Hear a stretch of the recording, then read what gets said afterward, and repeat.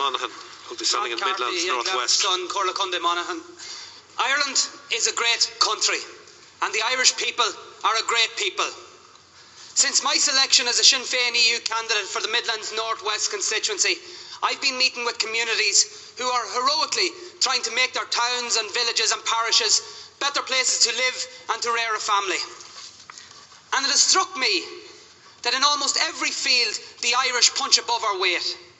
In sports, our boxers, soccer players, rugby players and others have excelled, while the GAA remains the envy of indigenous sports across the world.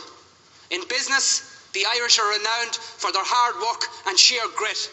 Our farmers are known throughout the world for the quality of their produce. Irish musicians, writers and artists have reached scales unmatched for such a small nation. Whatever the field, the Irish are known for our strong hearts and our determined nature. And the only area that I can think of where this is not the case is politics. The reputation of Ireland has been damaged by our politicians.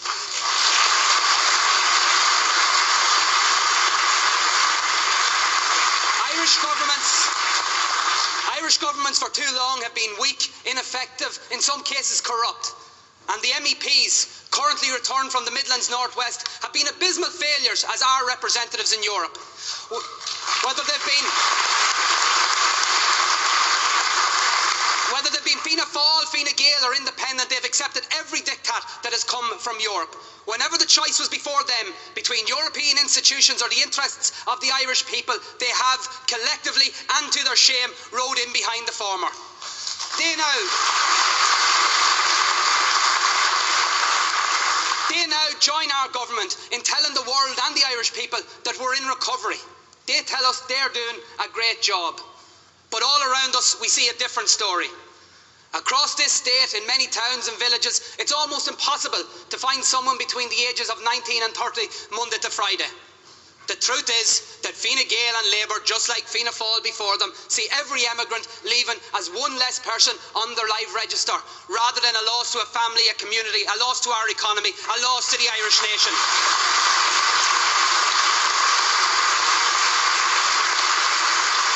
The truth is that the political establishment have turned their backs on the communities that are being devastated by emigration.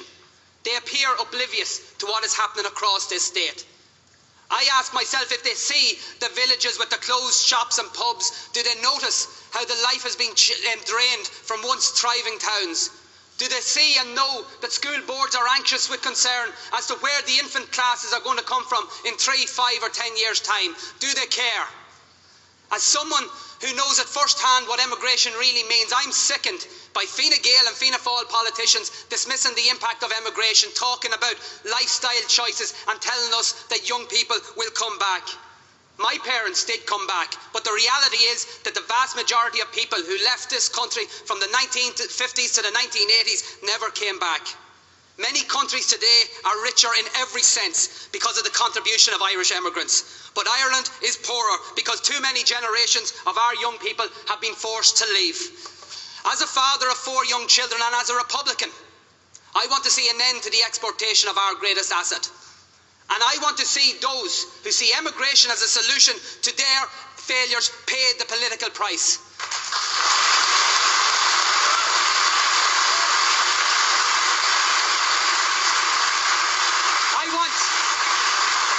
I want the parents and grandparents who are angry and hurt by what recent governments have done make Fianna Fáil, Fine Gael and Labour pay the price for the policies that have forced their children to emigrate. I want our MEPs who champion austerity to learn what it's like to lose their jobs.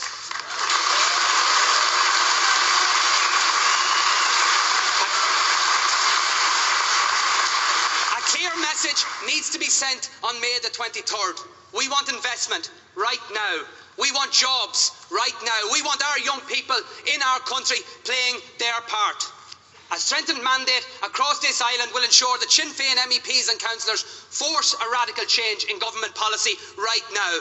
For too long, our politicians have been seen as walkovers in Brussels, an easy touch, happy to take a pat on the head while the EU moves further away from the collection of equal member states it was meant to be. But in May, the electorate can change that. We can elect 4 Sinn Féin MEPs, delivering on a platform of standing up for Ireland, of honest politics and of a vision for a better Ireland and an equal Europe. If I'm elected to the European Parliament, I cannot promise the people of the Midlands North West that their lives are going to change overnight.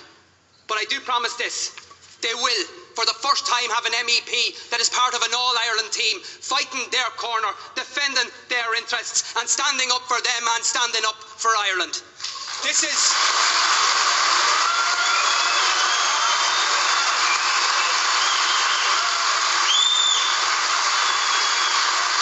a great country. This is a great country and the Irish are a great people. It's time our politicians started to reflect that. Let's ensure that between now and May the 23rd, we let every voter know that they have a choice. And let's convince as many of them as possible to endorse Sinn Féin. Marajaran Shanukul on Chénachwil Lodger Ní Volardá Féglec. Elections are but a moment in time. But the potential is there for these EU elections to mark a pivotal moment for change. Let's seize it. Gormila Mayagav Galer. Euro candidate MEP Carthy, the focus is that now for local elections. By the way, Spain have 138 councillors in the north, 127 councillors in the south, 54 of them county councillors. One of them is Cathal King, councillor from Tala in South Dublin.